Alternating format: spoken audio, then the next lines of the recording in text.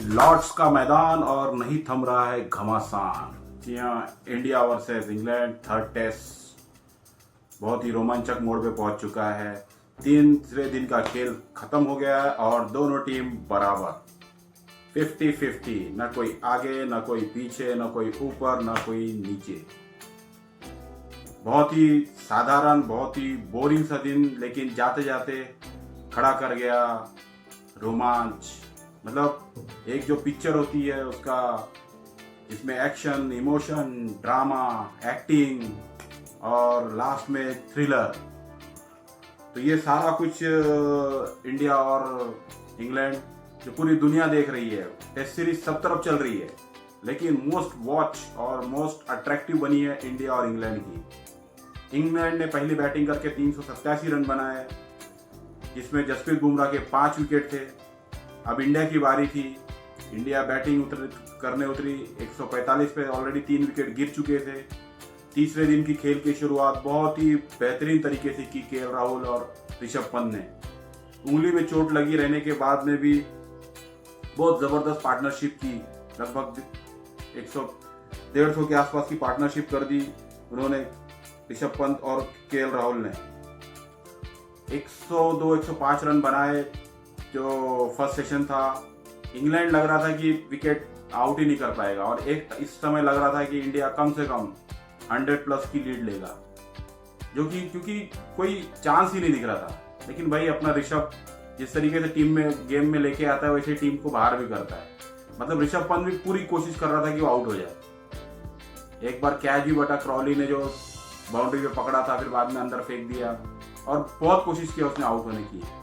और इंग्लैंड की टीम तो पूरी डाउन लग रही थी, शोल्डर डाउन, तो आउट भी कैसे करते। तो फाइनली आउट हुए Rishabh Pant. Just last over था, स्ट्रोक ऑफ लंच के रन आउट हुए। एक हाथ पे मार के रन भागे, थोड़ा हेजिटेट हुए और रन कंप्लीट नहीं कर पाए। और बेन स्टोक, साला ये बेन स्टोक कुछ ना कुछ करता है भाई, विकेट लेगा, बॉलिंग से करेगा, कुछ ना कुछ करेगा, और बहुत ही थिंकिंग कैप्टन है। और फाइनली उसने रन आउट किया ऋषभ पंत को, और टर्न अराउंड हो गया मैच का वहीं से। ऋषभ पंत रन आउट हुए, कॉल ऋषभ पंत का था, थोड़ा हेजिटेट हुए और पहुंच नहीं पाए। तो 74 रन, बहुत ही वेल कंस्ट्रक्टेड, बहुत जबरदस्त रन बनाए, क्योंकि उस समय टीम इंडिया का अपर हैंड था और लग रहा था कि टीम इंडिया ले लेगी, लीड ले लेगी। लेकिन ऋषभ पंत आउट होते हैं, रविंद्र जडेजा आते हैं, और पहले ही ओवर में जो केएल राहुल अपना शतक कंप्लीट करने के बाद ज़्यादा कुछ ऐड नहीं किया, उन्होंने 100 बनाया। और 100 रन बनाने के बाद में बशीर की ऑफ स्टंप के बाहर एक फ्लाइटेड बॉल पे पोक कर गए और स्लिप में कैच आउट होते। तो मतलब मेजर विकेट गिरे जस्ट स्ट्रोक ऑफ लंच के पहले एक, और फिर उसके बाद में। तो दोनों मेन बैट्समैन जो थे वो आउट हो गए। केएल राहुल ने अपना 100 बनवाया, 10वीं सेंचुरी थी। और जो लॉर्ड्स पे, जो ऑनबोर्ड पे उन्होंने अपना दूसरी सेंचुरी मारी। भाई लॉर्ड्स पे ग्रेटेस्ट ऑफ ऑल टाइम भी कुछ नहीं कर पाए हैं। उसमें कितने बड़े बड़े नाम हैं,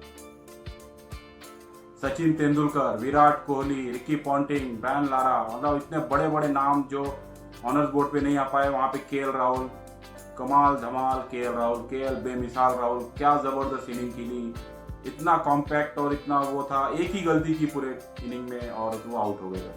तो बहुत जबरदस्त इनिंग खेली और डिजर्व करते हैं भाई। जबरदस्त बैटिंग की केएल राहुल ने, उनका साथ पंत ने भी दिया था। अगर पंत हड़बड़ी नहीं करते तो सेंचुरी उनकी अभी बननी तय थी। बहुत अच्छी बैटिंग की रविंद्र जडेजा ने, मुझे लगा थोड़ा सा स्लो खेल रहे थे, बट ठीक है, क्योंकि 2 सेशन में बाद में फिर ऑलमोस्ट 70 के आसपास रन बने।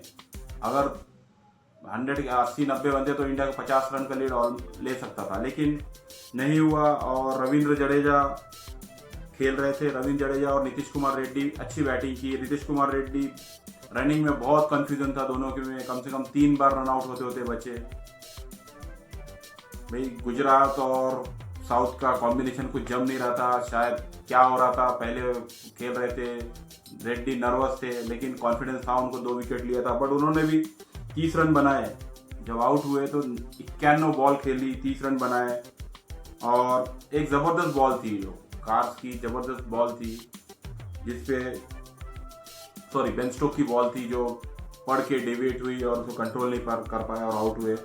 तो नीतीश कुमार रेड्डी आउट हुए। फिर उसके बाद रविंद्र जडेजा ने वाशिंगटन सुंदर के साथ पार्टनरशिप लगाई, वो भी एक अच्छी 50+ की पार्टनरशिप लगाई है, लेकिन वही लेग साइड की बॉल पे जडेजा कई बार आउट होते हैं। इस बार भी फिर से आउट हुए और क्रिस वोक को दूसरा विकेट मिला।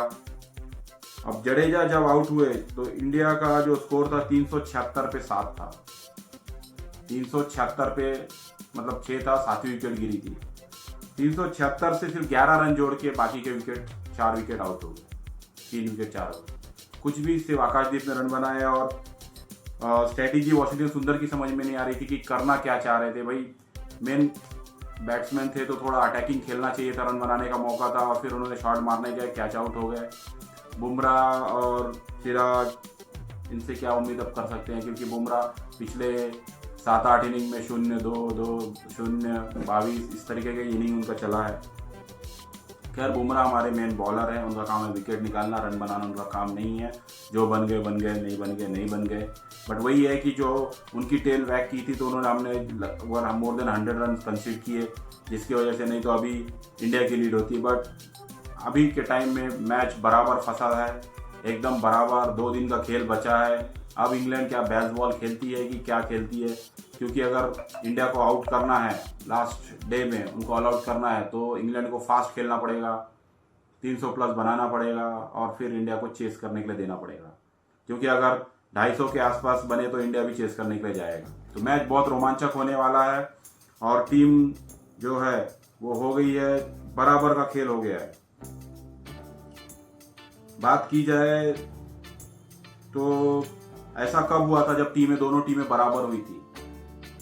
ये लगभग 9वां इंसिडेंट है जब टीम बराबर हुई थी। लास्ट 2015 में न्यूजीलैंड इंग्लैंड का मैच था, तो तब हुआ था, दोनों टीमें बराबर थी। इसके पहले भी कई बार हुआ है। यह सिलसिला स्टार्ट हुआ था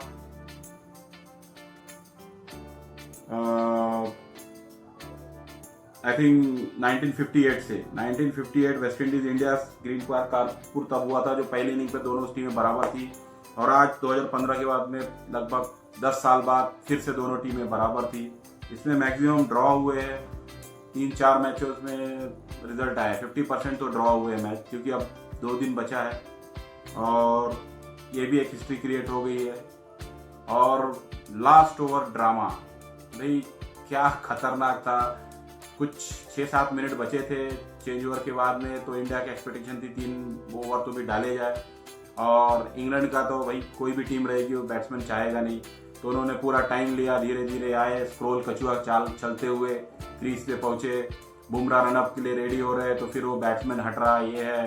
पहला डॉट खेला, दूसरे में 2 रन लिया, फिर डॉट, फिर हट गए, साइड स्क्रीन का बहाना करने लगे और फिर बॉल उनके हाथ में लगी, फिर हट गए, फिर फिजियो को बुला लिया और फिर भाई क्या हंगामा मचा। पूरा ऋषभ पंत, सारे पंप अप, शुभमन गिल, भाई विराट कोहली की याद दिला दी। भाई एकदम सीना तान खड़ा हो गया, भाई क्या चल रहा है, तुम्हारे अंदर गट्स नहीं है, गूदा नहीं है, प्ले सम बॉल मैन, इस तरीके का। मतलब पूरे फायर्ड अप हो गए।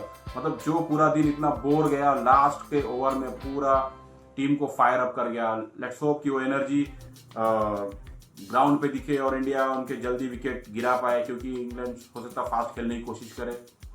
और लेकिन बुमराह का फियर क्रॉली के पास क्या दिख रहा था भाई, देखते बन रहा था, वो बंदा फेस ही नहीं करना चाह रहा था और उन्होंने टाइम पास किया जिससे 1 ही ओवर हो पाया।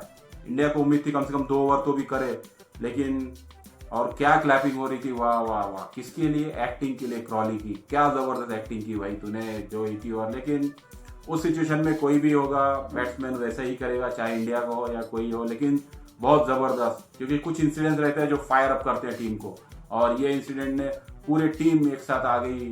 मतलब लग रहा था मज़ा, वही टेस्ट का यही है मज़ा। तो बहुत मज़ेदार होने वाला है डे 4, तो आप जुड़े रहिएगा, देखेंगे क्या होता है, कौन मारता है फाइनल पंच और लॉर्ड्स का कौन बनेगा द लॉर्ड।